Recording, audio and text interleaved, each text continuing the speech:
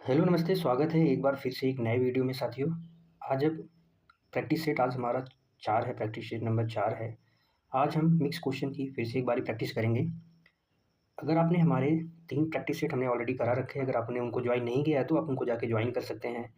इसी के साथ में आज की क्लास की हम शुरुआत करते हैं। अगर आज के क्वेश्चन दमदार हैं, क्वेश्चन अच्छे हैं, देखेंगे साथी, मज़ा आएगा। इसी के साथ में आज की क्लास शुरू करते हैं। अगर आप हमारे चैनल पर नए हैं तो चैनल को सब्सक्राइब करें, वीडियो को लाइक करें और आप हमारे चैनल पे हमेशा जुड़ सकते हैं। आज का पहला क्वेश्चन आपकी स्क्रीन पे है, उत्तर देने का प्रयास कीजिए। पहला क्वेश्चन है, बादशाह शब्द का स्त्रीलिंग रूप है, बताएंगे। बादशाही, बादशाहीन, बादशाहीन, बेगम, बताएंगे साथी। बादशाह शब्द का स्त्रीलिंग रूप है बेगम, ऑप्शन डी करेक्ट। अगला क्वेश्चन देखेंगे साथी। क्वेश्चन नंबर 2 है, इसका विश्लेषण कीजिए, विश्लेषण कीजिए, बताना है। तुम मुझे खून दो, मैं तुम्हें आज़ादी दूंगा। ये कौन सा वाक्य है? आज्ञावाचक, आज्ञावाचक, क्रिया विशेषण, उपवाक्य, समानाधिकरण, उपवाक्य, इनमें से कोई नहीं, बताएंगे साथी। तुम मुझे खून दो, मैं तुम्हें आज़ादी दूंगा। यहाँ इशारा, संकेत, इसमें होगा संकेतवाचक, संकेतवाचक। इसका आंसर हो जाएगा ऑप्शन डी आज्ञावाचक। आज्ञावाचक में ये होता है कि यह पुस्तक तुम्हें ही पढ़नी है। जैसे एक वाक्य है, यह पुस्तक आज्ञा देने की, जैसे तुम्हें ही वहाँ जाना है। यह पुस्तक तुम्हें तुम्हें ही पढ़नी है। यह पुस्तक तुम्हें ही पढ़नी है, तो आज्ञावाचक यानी में आज्ञा की बात हो रही, तुम्हें ही स्पेशल कोई कार्य करना है, याद रखेंगे। अगला क्वेश्चन है, क्वेश्चन नंबर 3, उत्तर बताएंगे साथी। निम्न में से मिश्र वाक्य का चयन कीजिए। मिश्र वाक्य, न रहेगा बांस, न बजेगी बांसुरी, आम के आम, गुठलियों के दाम, सवेरा होती ही वह बाल बच्चों सहित यहाँ से चला गया, क्या उसे मालूम है कि तुम मुझे यहाँ लाए हो, बताएंगे साथी। इसका आंसर हो जाएगा डी की मिश्र वाक्य दो उपवाक्य एक दूसरे से आपस में संबंधित होते हैं, आश्रित होते हैं। वाक्य के अंग कैसे कितने होते हैं, सबसे पहले जानेंगे। वाक्य के अंग, वाक्य के 2 अंग होते हैं, जिसमें पहला होता है उद्देश्य, उद्देश्य, दूसरा विधेय, उद्देश्य और विधेय। हम जानते हैं वाक्य 3 प्रकार के होते हैं, 3 प्रकार के होते हैं वाक्य। साधारण वाक्य, साधारण वाक्य, संयुक्त वाक्य, संयुक्त वाक्य और मिश्र वाक्य। वाक्य के तत्व कितने होते हैं? वाक्य के तत्व कितने होते हैं? 6 होते हैं। सबसे नंबर पे 1 पे आता है सार्थकता, योग्यता, आकांक्षा, सही क्रम, निकटता।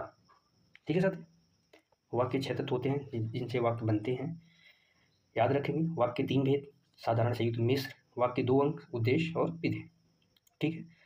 अगला क्वेश्चन है, क्वेश्चन नंबर 4 आपकी स्क्रीन पे। क्वेश्चन नंबर 4 है, निम्नलिखित वाक्यों में शुद्ध वाक्य का चयन करना है, बताएंगे शुद्ध वाक्य कौन सा है। मुझसे यह काम संभव नहीं हो सकता, वह बिल्कुल भी बात नहीं करना चाहता, यह कविता अनेक भाव प्रकट करती है, इन दोनों में केवल यही अंतर है, बताएं। इसमें केवल नहीं आना चाहिए था, इन दोनों में यही अंतर है, ऐसा रहता तो ये वाक्य सही होता। इसका आंसर हो जाएगा ऑप्शन सी, यह कविता अनेक भाव प्रकट करती है, यह सही हो गया। वह बिल्कुल भी बात नहीं करता, इसमें भी यानी भी आ गया, ये वाक्य पे जोर डालता है ऑलरेडी। वह बिल्कुल भी बात नहीं करता, वाक्य पे ऑलरेडी जोर है, तो भी क्या जरूरत थी। ठीक है, इसका आंसर हो जाएगा सी। अगला क्वेश्चन है, क्वेश्चन नंबर 5 आपकी स्क्रीन पे। वर्तनी शुद्धि बतानी है, किसकी वर्तनी शुद्ध है। लहूलुहान, लहूलुहान का मतलब होता है कि खून से लथपथ, खून से लथपथ। इसका आंसर हो जाएगा ऑप्शन डी, लहूलुहान, ये सही है, लहूलुहान। अगला क्वेश्चन है, अत्यल्प, बताएंगे। अत्यल्प में संधि है, यण संधि है। अत्यल्प में कौन सी संधि, बताएंगे साथी। यण संधि, विसर्ग संधि, वृद्धि संधि, दीर्घ संधि। सबसे पहले इसका संधि विच्छेद करेंगे। अति, अति प्लस अल्प, अति प्लस अल्प। यहाँ पे ई और अ का मिलन जो यह होता है, यानी यहाँ पे यण संधि, यण संधि। ठीक है सर, ई और यह बन जाता है। अगला क्वेश्चन है, क्वेश्चन नंबर 7 आपकी स्क्रीन पर। अलॉटमेंट, अलॉटमेंट का परिभाषिक यानी हिंदी रूपांतरण बताना है। हिंदी शब्द क्या है? देना, आवंटन, पाना, हिस्सा। अलॉटमेंट का मतलब होता है आवंटन। ठीक है साथी। अगला क्वेश्चन है, पर्यायवाची बताना है। प्रसून, प्रसून का पर्यायवाची शब्द है क्या है? वृक्ष का है, पुष्प का है, चंद्रमा का है, इनमें से कोई बताएंगे। वृक्ष का पर्यायवाची शब्द जैसे देखेंगे विटप, विटप, विटप के बाद तरु, तरु, द्रुम, द्रुम, रुक्ष आदि। पुष्प का पर्यायवाची में जैसे देखेंगे मंजरी, मंजरी, पुहुक, पुहुक, कुसुम, कुसुम, प्रसून, प्रसून आदि। चंद्रमा का पर्यायवाची में शशांक, शशांक, विधु, मयंक, शशांक, विधु, मयंक, कलानिधि आदि। इसका आंसर हो जाएगा बी, प्रसून पुष्प का पर्यायवाची शब्द है, याद रखेंगे। अगला क्वेश्चन है अपराहन का, अपराहन का सही अर्थ बताएंगे। अपराहन का सही अर्थ क्या है? दोपहर से पूर्व का समय, सायं का समय, दोपहर के बाद का समय, प्रातः काल का। सायं का समय को संध्या कहते हैं, संध्या या गोधूमि, गोधूमि कहते हैं। दोपहर के पूर्व का समय पूर्वाहन जिसे कहते हैं, पूर्वाहन, पूर्वाहन कहते हैं। इसका आंसर हो जाएगा सी, दोपहर के बाद का समय अपराहन कहा जाता है, याद रखेंगे। अगला क्वेश्चन है क्वेश्चन नंबर 10, आपकी स्क्रीन पे बताएंगे। उन्मीलन का सही विलोम, उन्मीलन का सही विलोम है अन्मीलन, निमीलन, मीलन, विमीलन। उन्मीलन, उन्मीलन का अर्थ होता है खिलना, खिलना या खुलना। इसका विलोम हो जाएगा निमीलन, इसका होता है बंद होना, इसका अर्थ होता है बंद होना। जैसे पलक का खुलना और थोड़ा सा झपक जाना यानी बंद हो जाना, वैसे। अगला क्वेश्चन है, साथी उत्तर देने का प्रयास कीजिए। अगला क्वेश्चन है निम्नलिखित वाक्यांशों के लिए एक शब्द चुनना है, बताएंगे कौन सा है। जो दूसरों के सहारे जीता हो उसे क्या कहते हैं? परजीवी कहते हैं। ये अपना भोजन स्वयं बनाते हैं, हमने साइंस में पढ़ा था। इसका आंसर हो जाए ये पालतू, जो पाला गया हो, जो पाला गया हो। अनाथ, जिनका कोई माता पिता न हो। निराधार, जिसका कोई आधार न हो, जिसका कोई आधार न हो। बताएंगे साथी। अगला क्वेश्चन है आपकी स्क्रीन पे क्वेश्चन नंबर 12। क्वेश्चन नंबर 12 है असंगत बेमेल शब्द का चयन करना है, असंगत बेमेल शब्द का चयन करना है। इसमें है पक्ष, शताब्दी, सप्ताह, दिवस। पक्ष जो होता है 15 दिनों से मिलके बनता है, 15 दिन से मिलके बनता है। शताब्दी 100 वर्ष, 100 वर्ष, जो 100 वर्ष भी होते हैं वो इसमें भी दिन आते हैं, ये भी दिन से मिलके बनता है। सप्ताह 7 दिनों से मिलके बनता है, इसका आंसर हो जाएगा डी। पक्ष जो 15 दिनों से मिलके बनता है, एक माह में, एक माह में 2 पक्ष होते हैं, 2 पक्ष होते हैं, एक कृष्ण पक्ष, एक शुक्ल पक्ष, एक कृष्ण पक्ष। शुक्ल पक्ष अमावस्या से पूर्णिमा तक का समय होता है और कृष्ण पक्ष पूर्णिमा से अमावस्या तक, पूर्णिमा से अमावस्या तक का समय होता है, जिसमें चंद्रमा काला होता है। अगला क्वेश्चन है क्वेश्चन नंबर 13, आपकी स्क्रीन पर बताएंगे साथी।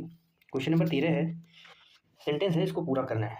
मेघों की गरज और डैश की चमक ने मेरा भय द्विगुणित कर दिया, बताएंगे। छड़दा, छपाकार, चपल, चपला। छड़दा रात्रि को कहते हैं, रात्रि इसका अर्थ हुआ। छपाकार यानी रात करने वाले को कहते हैं, रात करने वाला। चपला यानी चंचल, वो बहुत चंचल है, चंचल। चपला यानी बिजली, बिजली। और माँ लक्ष्मी को भी कहते हैं, लक्ष्मी जी को भी कहते हैं। इसका आंसर हो जाएगा डी। मेघों की गरज और चपला की चमक ने मेरा भय द्विगुणित कर दिया। अगला क्वेश्चन है क्वेश्चन नंबर 14, बताएंगे साथी। अगला क्वेश्चन है आपकी स्क्रीन पे, स्नेह और सागर, स्नेह और सागर जहाँ लहराता रहा गंभीर, घृणा का पर्वत वहीं पर खड़ा लिए सरी। उपयुक्त पंक्ति में कौन सा अलंकार है? जहाँ प्रेम और सागर लहराता रहा वहीं घृणा लिए शरीर भी खड़ा था, इसका अर्थ है जहाँ प्रेम और सागर लहराता रहा वहीं पर भी शरीर जो है वो घृणा लिए खड़ा था। उपयुक्त में कौन सा है? उपमा अलंकार। यहाँ पे कौन सा अलंकार है? उपमा अलंकार। क्वेश्चन नंबर 15 है आपकी स्क्रीन पे, हंस रही सखियाँ मटर खड़ी। उपयुक्त पंक्ति में कौन सा अलंकार है? रूपक, यमक, मानवीकरण, उत्प्रेक्ष अलंकार। जब किसी निर्जीव वस्तु को मानव बनाकर पेश किया जाए तो वहाँ पे मानवीकरण अलंकार होता है। यहाँ पे मटर और सखियाँ, मटर को खड़ा कर दिया, क्या मटर खड़ी हो सकती है? ऐसा पॉसिबल है? नहीं है। जब किसी निर्जीव वस्तु को मानव बनाकर पेश किया जाए तो वहाँ पर मानवीकरण अलंकार होता है, याद रखेंगे। अगला क्वेश्चन है क्वेश्चन नंबर 16, आपकी स्क्रीन पे बताएंगे साथी। कबीरा सोई पीर, कबीरा सोई पीर है, जे जाने पर पीर, जे पर पीर न जताई, शो काफिर बेपीर। बताएंगे साथी, ऐसे मनुष्य दूसरों की दुख व पीड़ा को नहीं समझ सकते हैं, वे मनुष्य नहीं है। इसका अर्थ है कि जो मनुष्य दूसरों की पीड़ा नहीं समझ सकते हैं वो मनुष्य नहीं है। यहाँ पे कौन सा अलंकार है? यमक, रूपक, पुनरुक्ति, श्लेष अलंकार। यहाँ पे एक पीर ये और एक पीर ये। एक पीर का मतलब होता है पीड़ा से, एक पीड़ का मतलब है सज्जन मनुष्य, सज्जन से। यहाँ पे एक ही शब्द के दो अर्थ हैं। यहाँ पे कौन सा अलंकार है? यमक अलंकार है। अगला क्वेश्चन है, बताएंगे साथी। अगला क्वेश्चन है, निम्नलिखित पंक्तियां किस छंद की हैं? बताएंगे इसमें कौन सा छंद है? सुखी मीन जे नी अगाधा, जिमि हरिशरण ने कौवाधा, मीन विलक जल से जब होती, तड़प निज जीवन खोती। बताएंगे। क्वेश्चन नंबर 17 है। क्या है? दोहा है, चौपाई है, सोठा है, रोल है। मात्राओं की गिनती करते हैं।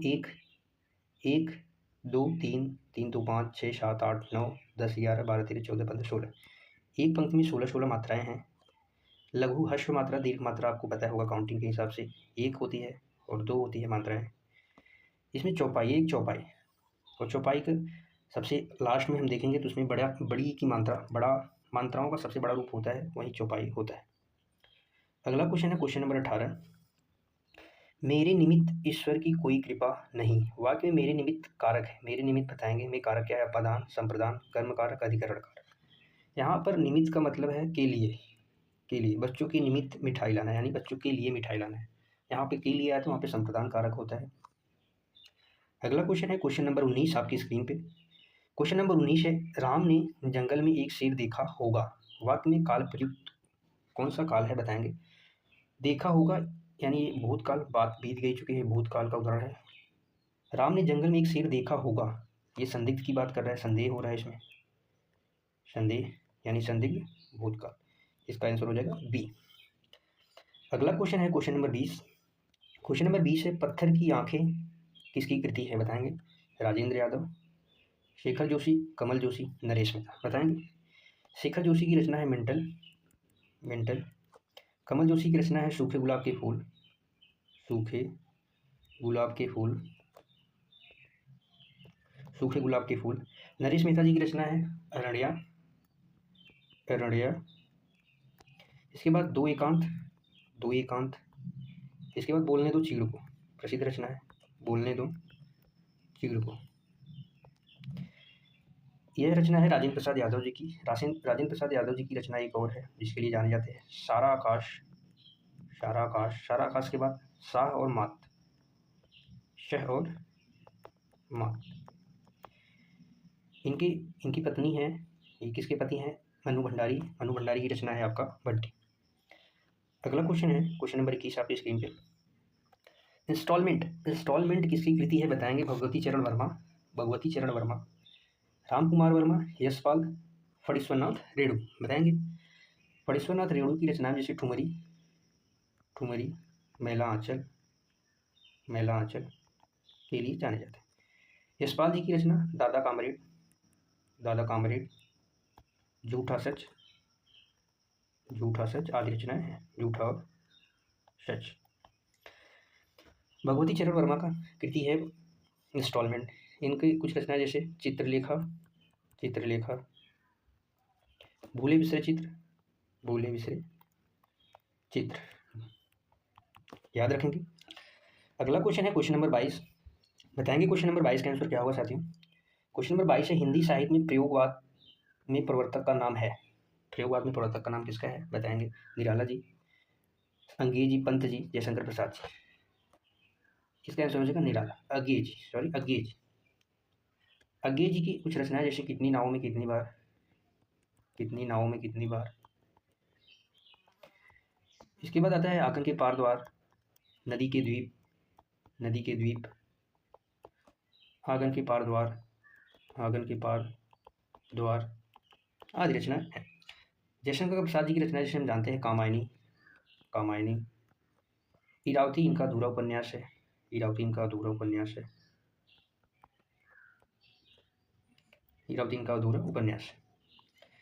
अगला क्वेश्चन है क्वेश्चन नंबर 23 आपकी स्क्रीन पे। मृगनयनी उपन्यास के रचनाकार है उपेंद्रनाथ अस्क, यशपाल, जैनेन्द्र कुमार, वृंदावन लाल वर्मा। जैनेन्द्र कुमार की कुछ रचनाएं जैसे परख, मुक्तिबोध, मुक्तिबोध। उपेंद्रनाथ अश्क की रचनाएं जैसे नील मुझे माफ़ कर दो, नील मुझे माफ़ कर दो, गिरती दीवारें भी इनकी प्रसिद्ध रचनाएं हैं। इसका आंसर हो जाएगा मृगनयनी वृंदावनलाल वर्मा जी की रचना है। इनकी कुछ रचनाएं जैसे शरणागत, झांसी की रानी। हालांकि झांसी की रानी सुभद्रा कुमारी चौहान की भी रचना है। झांसी की रानी सुभद्रा कुमारी चौहान जी भी रचना है, याद रखेंगे। अगला क्वेश्चन है क्वेश्चन नंबर 24, आपकी स्क्रीन पर बताएंगे, इसका उत्तर देने का प्रयास कीजिए। क्वेश्चन नंबर 24 है, रीतकाल का वह कौन सा कवि है जो अपनी मात्र एक कृति के से हिंदी साहित्य में अमर हो गया? रहीम मतीराम बिहारी देव। बताएंगे इसका क्या आंसर होगा? इसका आंसर हो जाएगा बिहारी जी ने बिहारी सतसई लिखा था, बिहारी सतसई, जिसमें 719 दोहे हैं, 719 दोहों की संख्या। इसका आंसर हो जाएगा ऑप्शन सी, बिहारी। अगला क्वेश्चन है क्वेश्चन नंबर 25, आज का आखिरी क्वेश्चन है। प्रेमचंद के अधूरे उपन्यास का क्या नाम है? प्रेमचंद के अधूरे उपन्यास का क्या नाम है? इसका आंसर हो जाएगा मंगलसूत्र इनका अधूरा उपन्यास था। जयशंकर प्रसाद जी का अधूरा उपन्यास यह इरावती था, जयशंकर प्रसाद जी की रचना अधूरा उपन्यास था। यामा महादेवी वर्मा जी की रचना है, जो प्रसिद्ध रचना है, याद रखें। आज के लिए बस इतना ही बताएंगे। साथ ही क्लास कैसी लगी क्लास को अपने दोस्तों के साथ शेयर करना और लाइक शेयर ज़रूर करना। आज के लिए बस इतना ही साथी। मस्त रहिए, खुश रहिए, पढ़ते रहिए, हंसते रहिए, मुस्कुराते रहिए, क्योंकि आप हिंदी पढ़ रहे हैं। इसी के साथ आज के लिए बस इतना ही। तब तक के लिए बाय बाय, मिलते हैं नेक्स्ट वीडियो में। मस्त रहिए।